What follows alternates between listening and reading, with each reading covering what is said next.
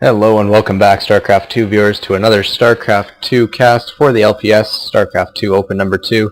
My name is Copo, and today I'm bringing you Game 2 between RGNPerfect and sKYzERO. sKYzERO being the blue, or teal Terran spawning in the left-hand spawning position, and RGN being RGNPerfect spawning as the green Protoss in the right-hand spawning position. This is Game 2 between these two players in the round of 16 for the Last Player Standing StarCraft 2 Open number 2. Check them out at lastplayerstanding.com if you haven't already, or if you if you didn't actually find this video on their site, then please do check them out, as this is a very well-run tournament, and I'm actually quite impressed and proud to be casting for them, as I am very happy with what I see. Game 1 we did see sKYzERO go for that early concussive shell, and then Marauder Marine SCV all in kind of thing. It actually failed quite horribly against RGNPerfect. Was able to deflect it with ease. He had 3 warp gates up, a 4th one coming up. Was able to warp in enough zealots and other units to deal with that appropriately.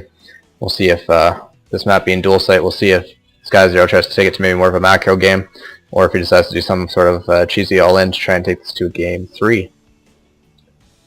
You see a gateway being dropped by Perfect on 12, standard timing there, and we do see a barracks following up for sKYzERO on the same number of supply. Obviously, that's usually when you would build that particular structure, unless you're a Zerg, in which case you'll build your spawning pool whenever the hell you decide to feel like it.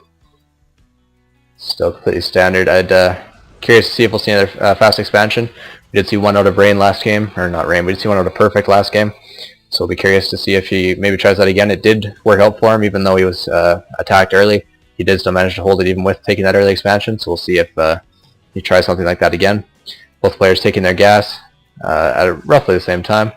Nothing incredibly tricky about those gas timings. They're actually quite standard, as is all the play we're seeing from these players right now. So this map again does have a decently easy to defend natural. There is only one route. Well, there's 2 routes into it, but they're fairly removed from the mineral line. I mean, there's a route here and a route here. But really, this with a couple of well-placed bunkers, a couple of well-placed cannons, those expansions become decently easy to defend, at least as far as naturals go. Personally, I think they're much easier to defend as Elnaga Caverns type expansion myself.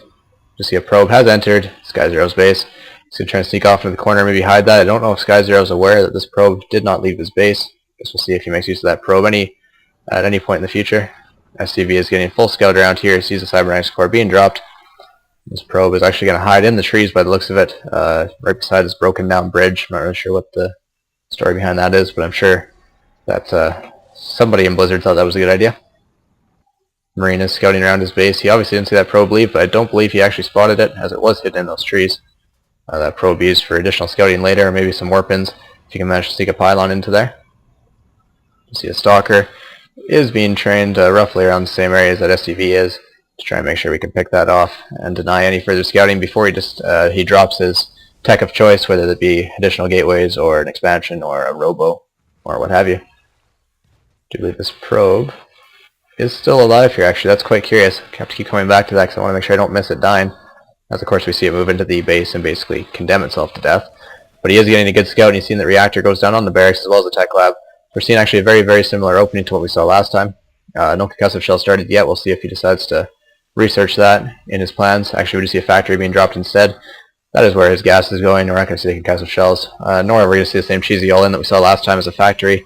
It does indicate obviously some higher tech. 2 more gateways being dropped for Perfect, as we decides to go 3-gate something. I'm not sure if it's a 3-gate expand or maybe a 3-gate robo, or maybe just a 3-gate because he likes to have 3 gateways in his base. Second gas being taken for the Terran. Second gas has been completed for a while for Perfect, by the looks of it. I don't believe, yeah, he's taken a fair bit out of this one so far. We're pushing out with a little small amount of Marines here. Nothing very threatening. Sentries will be able to force field those to no end and split them and probably pick them off quite nicely with that Stalker. Factory will be finished. We'll see if he decides to switch over with any of these add-ons. Maybe switch over to that reactor for some blue flame, or for some reactor Hellions, or onto the tech lab for early tanks. Probe is moving out here to drop that expansion nexus, and is going to move out.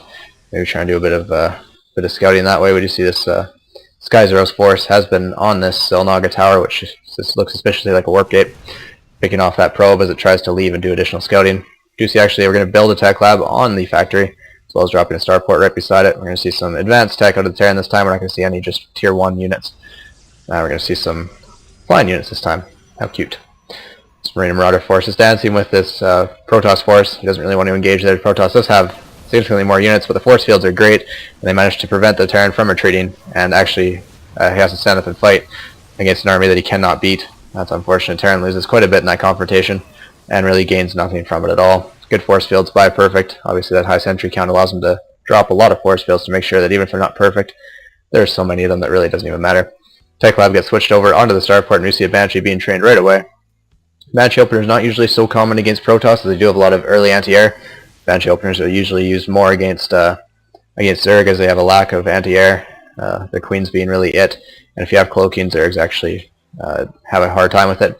Although if you do decide to go for cloaking, which we do see is a research choice for sKYzERO, Protoss basically, since I don't believe he's dropped a forge yet, I don't see a forge anywhere in here.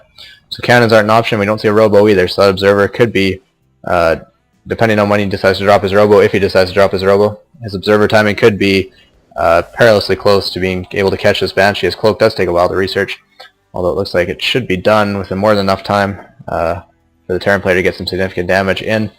Protoss force is looking quite dangerous here, though. I wouldn't want to be the Terran in this position. He doesn't have nearly enough to defend against this. Protoss pushes up his ramp right now. Probe dropping the proxy pylon and then dashing up the ramp to quickly get killed. Got some additional scouting information though, saw the exact unit composition for the Terran player. And this pylon will be able to finish and warp in additional reinforcements. Protoss is moving up the ramp. Terran tries to kite to his best of his ability, but he doesn't have stim available to him, so he's unable to run away. Plus the force fields are keeping him locked in. We do see a mad SCV pull. Actually, those force fields are going to be blocking off those SCVs from doing any damage as these Zealots and Sentries and Stalkers pick off what few units are in their range. SCVs are all going to try and maybe charge in again once these force fields are done. But the sentry count is so high that these force fields are so numerous they can split these SCVs to no end. Again, doing just that, some poor force fields there, but again, it really doesn't even matter. He's doing so much damage to sKYzERO that this should basically be GG. Banshee comes out to do a little bit of damage, but it does cloak actually. That could be interesting. Protoss has nothing to defend. Nothing to detect, sorry, this cloaked Banshee, so he can basically have free reign on this army, but it looks like this army is still too big. It's going to do irreparable damage. You see the robo facility is being dropped just in case this does manage to extend past this point in the game. But Protoss is going to town on everything that Terran holds dear to his heart. Terran has very few SCVs left. He's killed all of the add-ons for every one of the facilities, and if chased away the Banshee even. Going to go to work on the starport first as he sits back at home and macros. There's a Banshee back here that is being a bit of a pest. Cloaks and takes out some probes. Looking like taking out most of the probes at the expansion, but again, this is basically so hard for the Terran to come back from. He has very few workers. He can do a little harass, he can, but this Banshee might be able to do some additional harassment. But the supplies are currently 46 to 8, and that says a lot right there, as the Terran has almost nothing left to him. 2 Marines pop out there to stand guard over their buildings as they watch them get destroyed. As this does go, this Banshee does seem to be doing quite well against these probes, but again, the observer is going to get chronoed out, and as soon as that does pop, these Stalkers will be able to take out this Banshee quite quickly and with relatively little problem. Well, the observer right there won't do a whole lot of good, but I do believe we may have seen, no, this Banshee just decided to get the hell out of dodge. You see that this battle is still going on back here. It looks like managed to pick off a lot of that Protoss force with that Banshee, and actually has managed to clean this up quite nicely, but again, he's sitting with very few resources, almost no workers, and a full 30 supply behind the Protoss player. Pylon here in the middle of the map to get some warp ins a little bit closer, as well as this one still on the low ground, able to warp into the Terran space if he can get vision up there. One more Banshee coming around here. This one I do believe has been, no, it's still here, actually hasn't been taken out. It does have 23 probe kills. That's a hero Banshee if I ever saw one.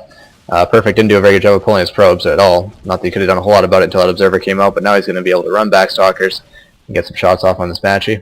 This Banshee actually could change the whole tone of this game, although Protoss seems to have far too big of a gateway army. He's just going to run in here, kill his orbital command, and once he does, that will basically be game. Terran doesn't have enough money to rebuild it, so unless those Banshees can single-handedly win in the game, I don't believe that he'll have any way coming back from this. Protoss is going to continue to attack all the facilities he can. This Banshee's still alive now with 26 kills, but the observer's going to spot it as it does. There we go. There's the GG from sKYzERO. He only has this one Banshee really left attacking. Perfect GG's back in response, and we do see both players leaving the game as well as the observer. So this best of 3 does go in the way of RGNPerfect. He wins the series 2-0 in the round of 16 and does advance to the round of 8 as a result. I hope you guys are enjoying the cast. We are going to be putting up all the round of 32 and 16 footage over the next couple days, so you guys will be able to enjoy the VODs, enjoy the games that are being played, and enjoy our casting, hopefully. So that has been me for the night. Hopefully you guys enjoyed it, and I'll see you guys later.